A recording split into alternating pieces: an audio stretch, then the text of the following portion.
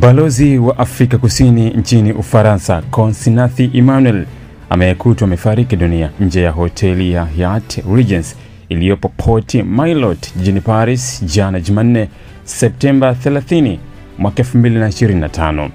Kwa mujibu wa vyombo vya habari vya Ufaransa, Balozi Emmanuel mwenye umri wa miaka 58 awali alikuwa hajulikani alipo tangu Jumatatu alasiri, na taarifa za awali zinaeleza kuwa inasadikika kuwa aliruka kutoka ghorofa ya 22 ya hoteli hiyo saa 7 mchana jana Jumanne.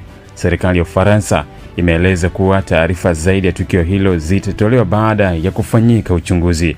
Gazeti moja la nchini humo limeripoti kuwa mke wa balozi huyo ndiye aliripoti kutoka kwake baada ya kupokea ujumbe wa maandishi kutoka kwake uliomtia wasiwasi. Hata hivyo, simu ya balozi huyo ilifuatiliwa na kubainika kuwa ilikuwa katika msitu wa Bois de Bourgogne, lakini hakupatikana eneo hilo. Msemaji wa Wizara ya Mambo ya Nje ya Afrika Kusini alisema kuwa wamepata taarifa hizo za kusikitisha zinazomhusu balozi wao nchini Ufaransa. Watatoa baadaye taarifa kuhusu kifo hicho.